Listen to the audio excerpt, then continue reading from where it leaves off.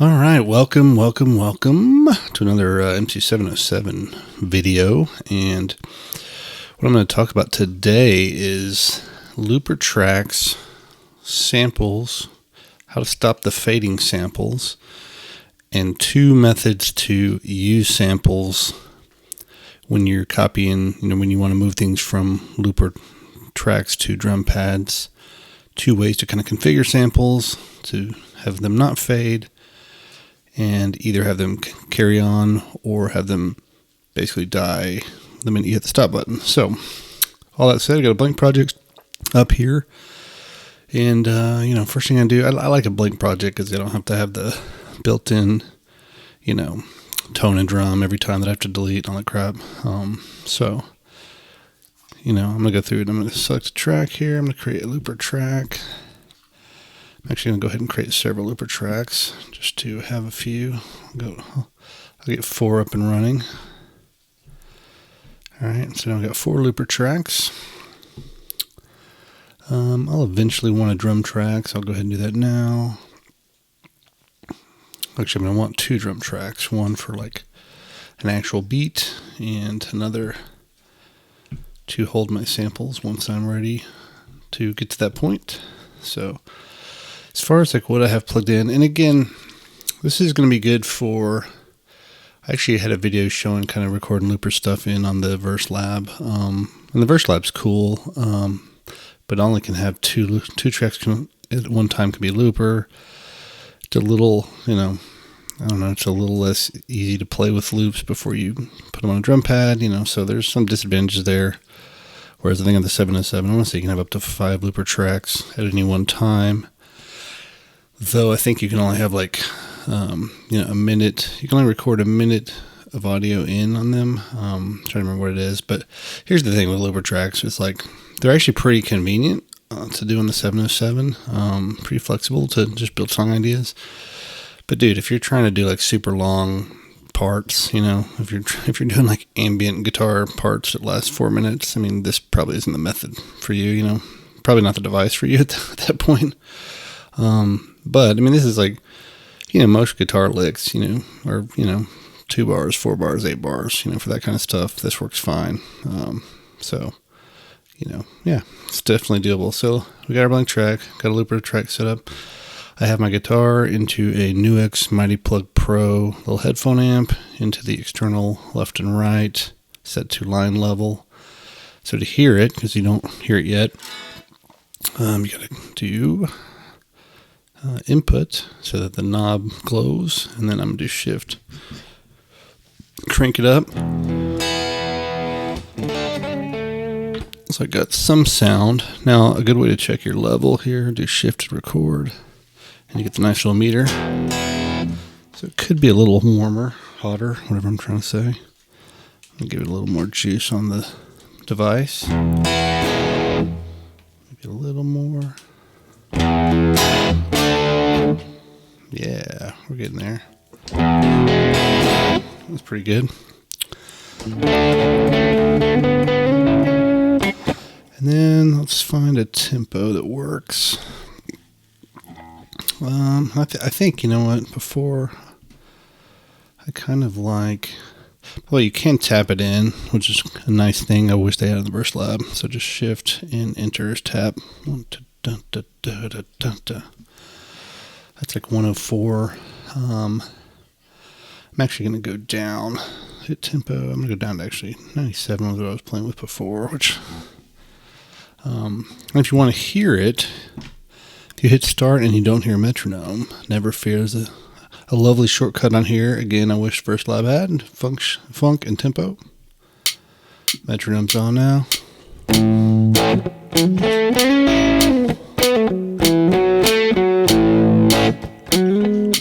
Yeah.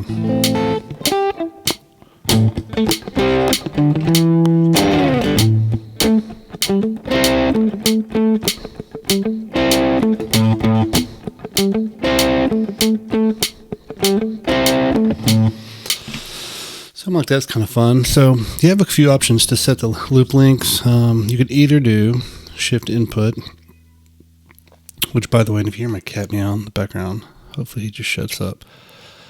Hopefully he's not trapped in a room. But if you do shift record, you can see recording source. It's already set to external. And you can even see the external in level. You want to see that there visually instead of doing what I did and just crank it on. So that's a place to see that stuff. But we're not recording straight into the sampler. You can do that. You can actually even set a clock so you get a pre-roll into that. Downside of recording into the sampler versus the looper, besides the fact that it won't just keep looping after you stop playing, is that you have to kind of manually end the recording. So you have to have a hand-free. So if you're playing the lick, for the full amount of bars, you're not going to have a hand-free to hit nothing. So yeah, that's a lot of reason why I don't do that. The other place you have some input options is shift and input. All right. So on shift and input, you're going to have, here's where you can set. I don't do anything mic sense. External in, I'm setting mine for stereo right now because it sounds decent and I don't care about space. You do have, this is when you go to the drum pads, you're using the overall sample pool. You have 6 minutes stereo, 12 minutes mono. So if you can do a lot of parts, it might be to your advantage to go mono. Or if it's just a mono device anyway, then it makes total sense. Now here you can actually set the recording measure. And if you watch, it's set to 1 right now. We already have the recording source to external again. We're good there. But we're going to set this, let's say it's set it to 2. We're going to exit out of here. Now you can see, if you're watching on the looper track, went from 1 dot to 2 dots. So you can control it either there. Notice when you come out of here, it still has input, highlighted, and the knob is controlling that. So, click to turn that off. But also on these looper tracks, you can actually manually adjust them too. So like if I go to really any of them right now are still set to the same bar length. So really this is a kind of a coming in recording bar length. So we can go back to 1, back to 2. Let me see if I need 4 or not. We'll find out. So got it kind of set, ready to go. Where's my, that's about the tempo. So here we go.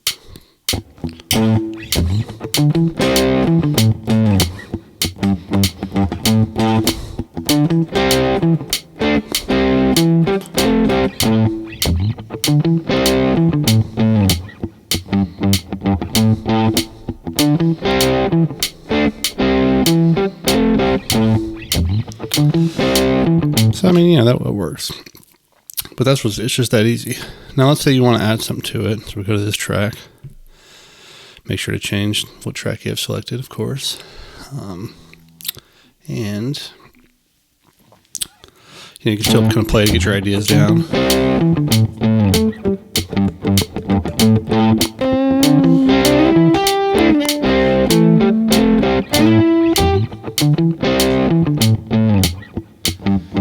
Change my sound to get some delay.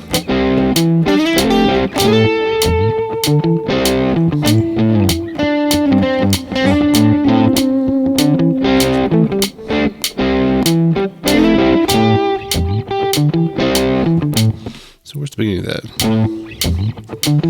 I think you have to watch out when you're looping, just for general looping, kind of common sense stuff. I have a bad habit of coming up with loops while I'm kind of jamming, and then it ends up, I play something kind of at the end of the bar that then cuts in, sustains a note when it loops back. Not the best idea, buddy, because then the first time you play it, things get cut off weird. It just doesn't work well. So.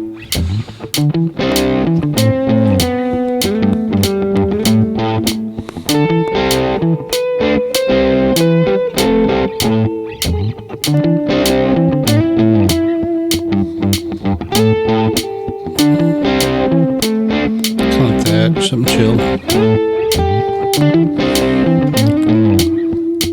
Getting there. That's cool. Let's do that.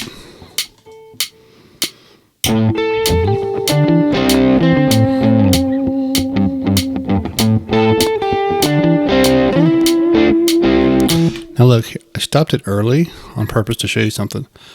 If you stop it before the 4 bars, it just removes it, basically never saves the clip, which is cool. Then you don't have to go actually delete it, Whereas I can finish one and show you what I'd have to do if I actually finished it, the loop. So here we go.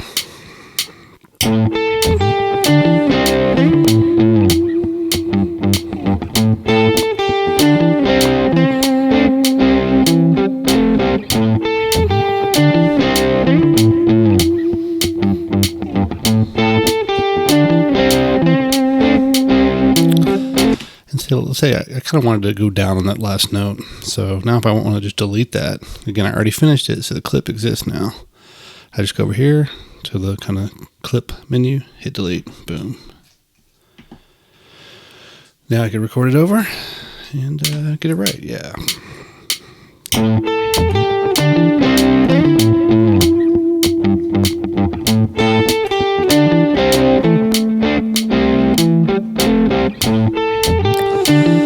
That's it, man. We got it down.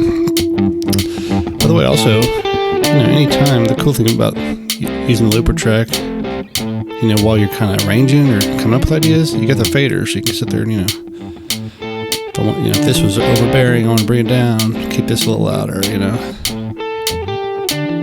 Or we keep both of those down. Now I'll go to this guy.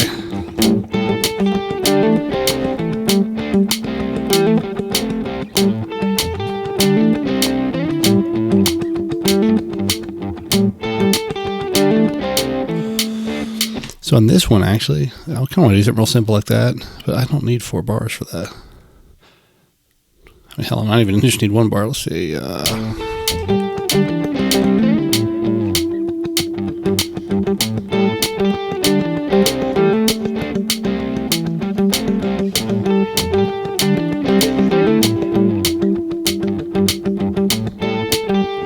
Actually, you know what? Having the full 4 is not bad.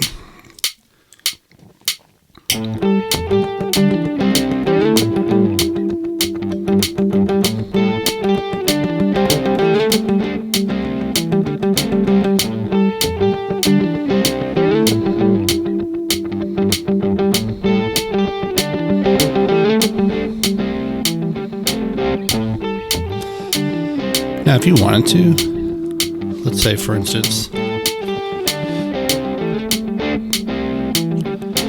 maybe I want these 2 parts panned just to hear how it sounds.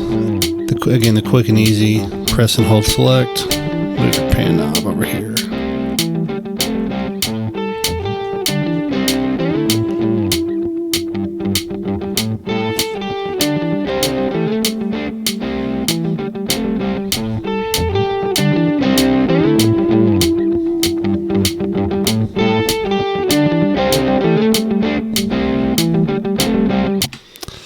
So again, not the coolest thing known to man, but it works. Now I'm going to slide over. Let's do a little bass part real quick. Nice thing with the Mighty-Plug, I can just mute it. Unplug it from the guitar. And swap instruments. Okay. Bass is so much heavier than the guitar. That's why why you rarely see wimpy basses. You know what I'm saying? They gotta have some heft, some muscle. Even though it is kind of funny when you do see a more dainty bassist. He's so dainty. There we go. I already know if I go shift record, look at this guy. I'm overloading. You can hear it sounds crazy. It's like a fuzz in not a good way. Okay, so let's bring this down on my device. Still too hot. That's better.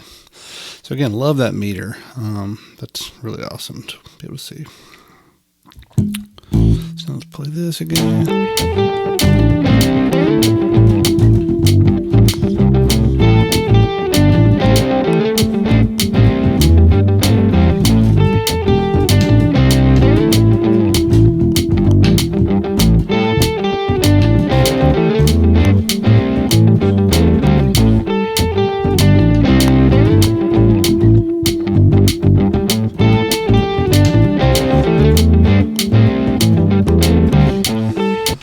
So something that ish.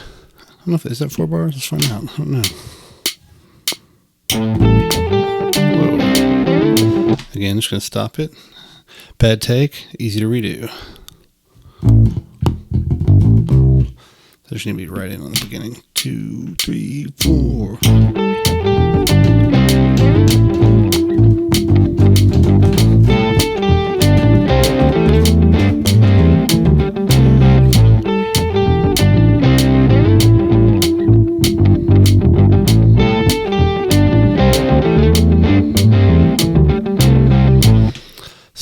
there's a bad note or two in there, timing wise. Just redo it one more time.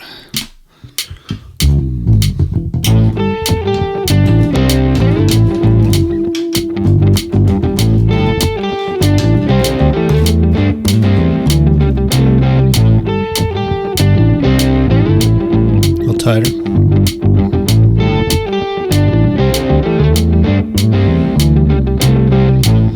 Cool, I can live with that. So, I am going to set aside the bass.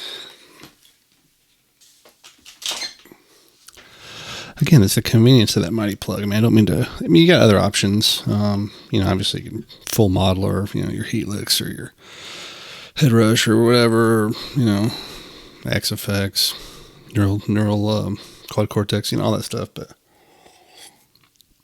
part of what I like with the little amp jack like that is I don't have to worry about plugging stuff in. It's just battery powered. It just plugs right in, and you can swap, instruments real fast. There's that one. The Katana has one, plus Katana Go, I think it is, which is probably okay.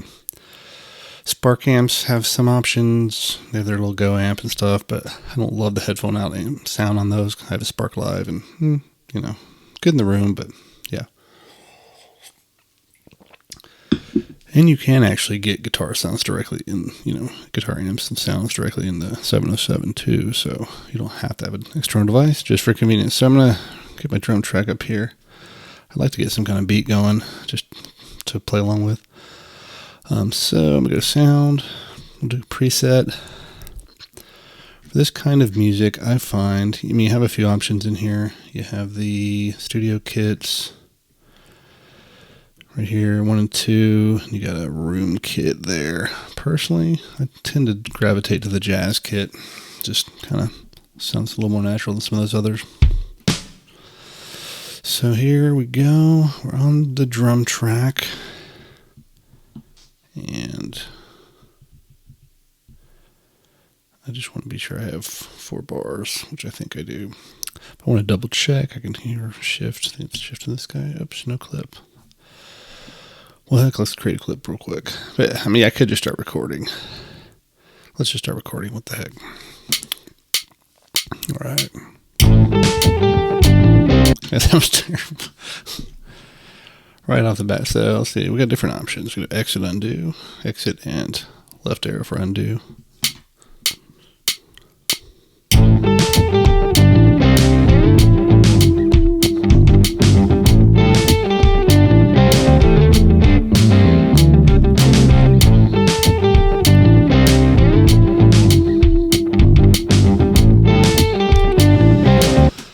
Now I'm kind of okay with, I had to input quantize off if you have the quantize button, not lit. That means it's off. I can do shift quantize. I can actually go into the clip level setting and just kind of clean it up a bit.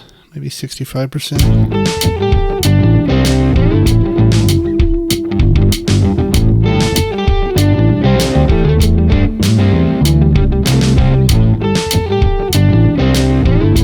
Pretty good.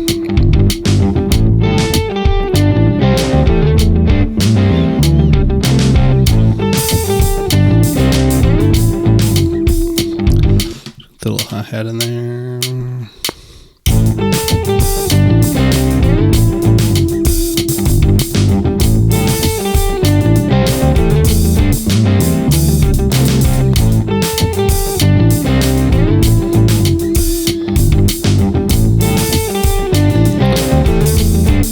Alright, quick thing. Let's do this. Just want to turn the level of my hips down a tad. It's a little hot and for my taste. Maybe 100.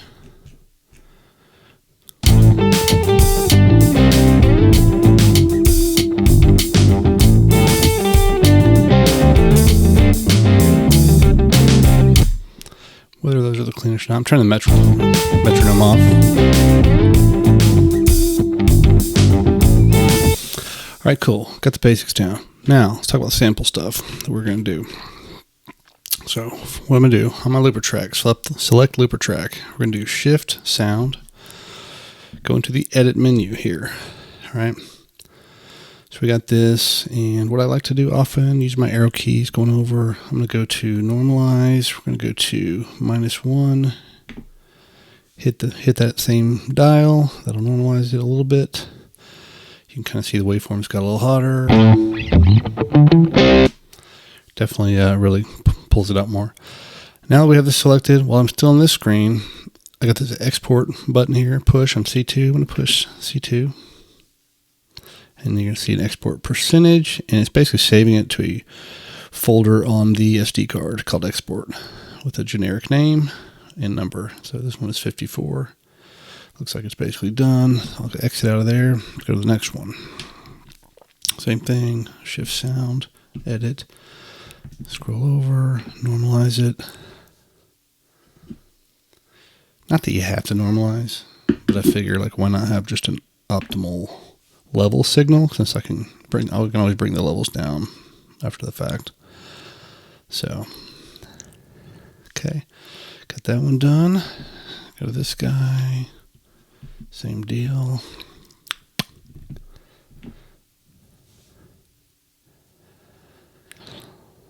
Okay, push to export.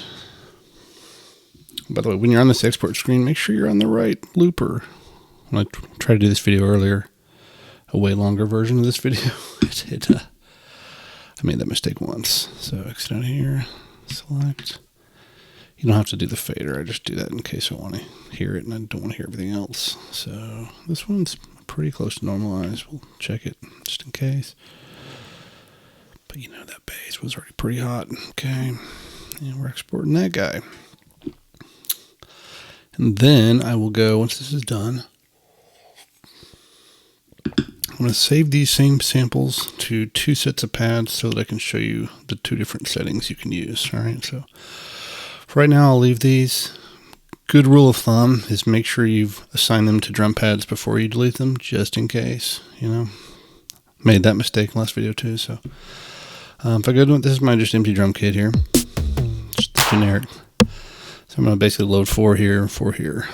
So let's do this. So to load to a drum pad, while the drum pad track selected, and actually what would be wise here, just I'll show you this because it's a good practice. Go ahead and do shift select. On this one, you might change this to clip source for instead of track. That way you could use this whole track to just store all your samples, you know, as you play through. And, you know, you can have different clips that fire different ones, you know, have in different sequences. So just a good idea. So now on the drum track, drum channel, shift the pad. That pad is highlighted. We're going to hit enter. Well, because it's highlighted, do instrument select, wave file.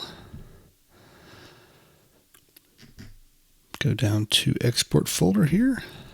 It has a ton of old stuff. And there's our 54 is our first one. I'm going to import that guy.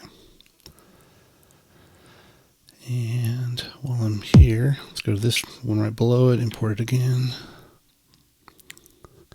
Let's go to this one, go to the next one, import. Go to this guy, import that again. Okay, go to this guy, import. Go to this guy, import again. Again, you would really only have to do one of these sets. I'm just showing you for some demonstration purposes. All right. Cool. So now we have all these set. Now you can notice it's fading in volume. It's the first thing everybody notices when you see this on the channels and whatnot. So let's fix that. It's an easy fix. So here, while we have this selected, we're going to go back to our shift pad menu. You're just going to have to get used to hearing it. Actually, I'll bring that down so you don't have to hear it. Here's what we do. A couple things to notice. First of all, if you go to the function to the next screen, the envelope mode is set to non-sus, or no sus, sorry. No sustain. Basically, that means this is like it's acting like a one shot, right? So what we'll do, that pad's still selected. We're going to hit enter, and we're going to go to instrument edit. And you go all the way to your tabs over to A, E, and V. I guess it's amplitude envelope, I would think. You got filter envelope, amplitude, I forget what the P stands for. And you want to go down to TVA envelope time 3, which right now sets 200. And we're going to shift and twist this guy to bring it all the way up. And then, pro tip here, instead of going back and out of the menu and picking different pads, right now we have pad 9 selected. Just go to the next pad. Go ahead and change that setting. Again, I turned it down so we don't have to hear it. Next pad, change the setting. Next pad, same deal. I'm not going to mess with the top ones because I'm going to do them differently. So now we've got all these 4 pads set, so they shouldn't fade anymore. And they're all 4-bar loops here. So if we go to, if we exit out of here, we're on our drum track, our drum clip. So I can actually pick one. I think there's a way, by the way, to press the thing without firing it. I forget if you hold note, but anyway. Either way, I'm on the drum track I want to load to. I'm going to do just one hit at the beginning of the 4 bars. Same thing here. Same thing there. Same thing there. Now, unfortunately, you have to kind of just wait for these to play out to hear this. So, there we go. Now, in theory, we should just have samples that play all the way through.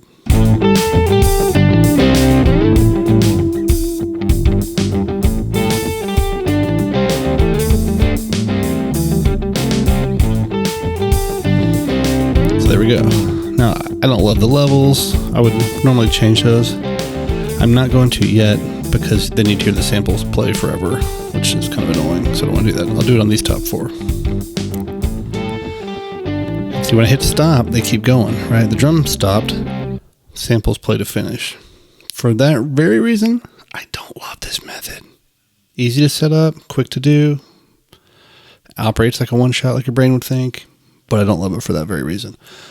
So, how do we get around that? First thing I'm going to do, just so we stay on the same clip, I'm going to my other drum track and paste it to the next thing down, all, and we'll take this guy, we'll copy this, and I'm just going to paste the sound because I don't want the same sequence, so we'll do that.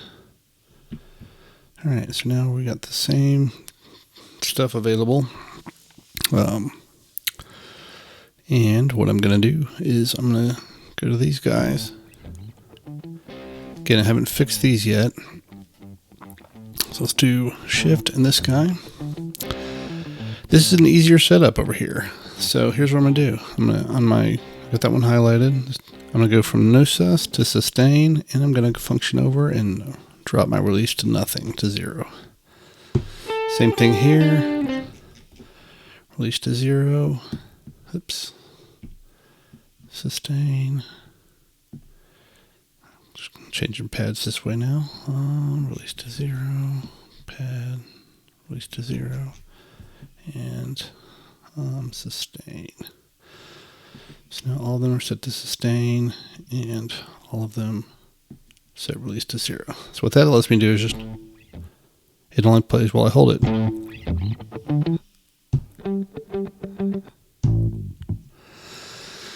Okay, and then the advantage of that is that, once I sequence these in, they are going to shut off when I stop playing. So, but the complication now is I have to, so let's go here. I need to make the clip bigger. So we're going to go function, the right arrow twice to duplicate and duplicate.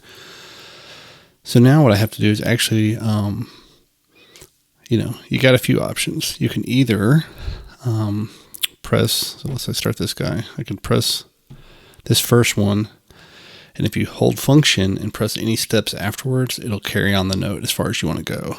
Now, since we have 4 bars, a little bit of a beating, so I won't do that method. Instead, I'll actually play it in, so.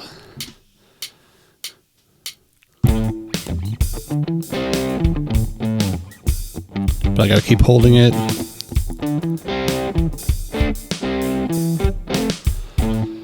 Now you'll notice I cut it off early. So two things I'm going to fix, and I know I got to fix on these. First, I'm going to do shift in this, and I probably started early. Oops. I thought I was shifting that. No. Not that. Ah, there it is. Sorry. Start percentage. Ah, wow. I was okay on that. Cool. But if I go to the end of my measures here, here's where you can see on the last measure, we have a few notes not accounted for. So I'm going to go ahead and function. Press those. And I think that is good. So now it should play through.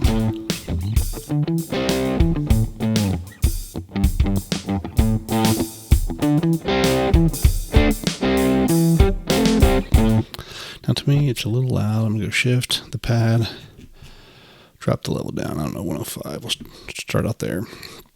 Okay, same thing for this guy.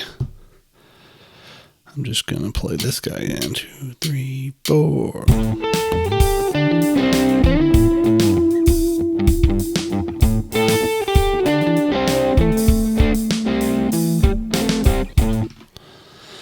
Okay, so same thing. Check on the start. I'm actually +8 on that. Let's bring it down to 0. And let's go to the last measure. Function, pop, pop, pop. Cool. This guy, same deal. Here we go. I feel like that was way early. I don't even know if I can fix it this early. Let's just see. What? That was not early? Am I tripping? What the heck? That's surprising. Okay, I mean, hey. If you say, man.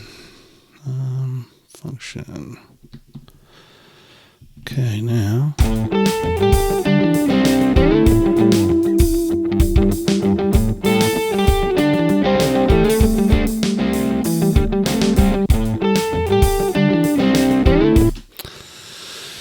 Cool. I'm going to bring this one down. 105. This one down to 108. So now, also you can pan them here while you're on this screen. Function. Take left 20, right 20 for the next one. Okay.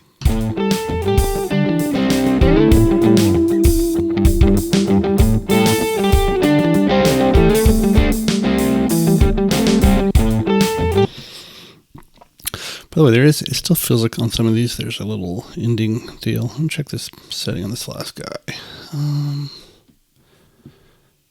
Yeah, so the end is set to 80 on this last one. If you pop that all the way to 99, I think that works out better.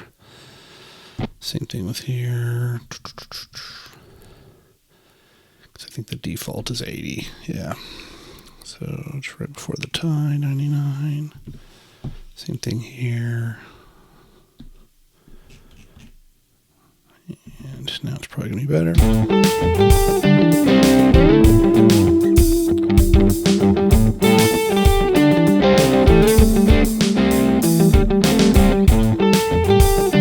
Yeah, you don't hear that little stutter at the end. Okay, so same deal. We're going to do the same thing with this guy.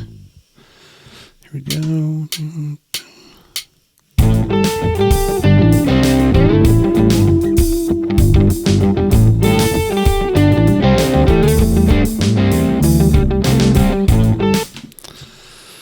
And one thing to note is, like, depending on how hard you press these, if you're going to play them manually, then you could, even before you adjust the levels like I did, you could go in here and see what your velocity is. You know, that was 127, that's fine, but I started a little late, +4, get rid of that.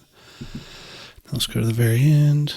We only got one to do there, and shift and that guy, and end at 99.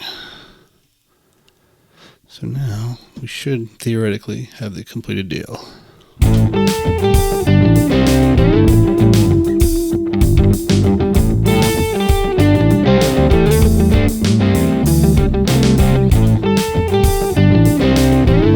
So there we go. And I love it because I can start it anywhere, stop it anywhere, it's done. Whereas if I go to this other clip that we did before, the other style, if I stop, I gotta wait. 4 bars is bad enough. Now imagine if it was 8 bars. So that is why I tend to prefer the second method. It's a little trickier to get it in because you got to get it covering all those steps, but it's doable. It's not horrible, and it's worth it to me long term.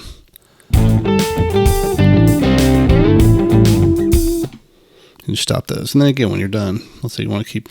If I go right now to Shift, Novice Sign, look at Looper, Optimize.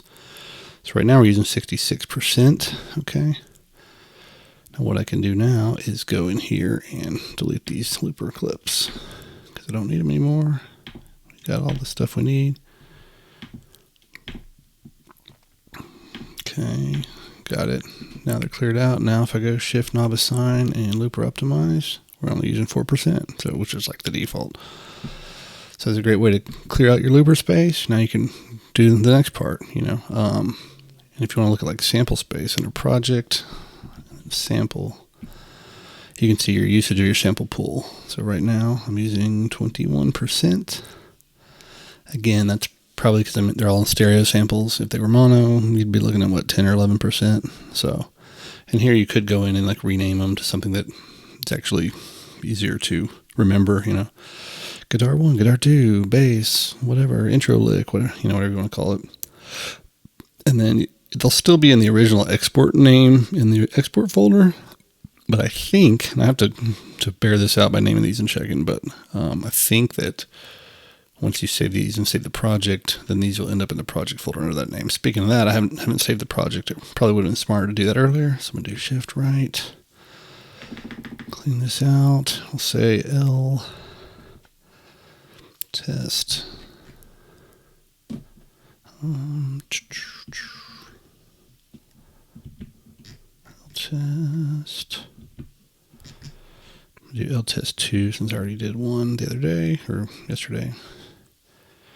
And I like the little function in enter if you don't want the "are you sure" message. And yeah, man, that is it. That's how you can kind of build loop tracks, deal with the sample fading, deal with stopping the sample when you press stop. Hopefully now you can use this thing to make a ton of music, with your own parts. And yeah, and then mix in the cool synths and drums sounds inside. So anyway, have a wonderful day. Enjoy your grooving.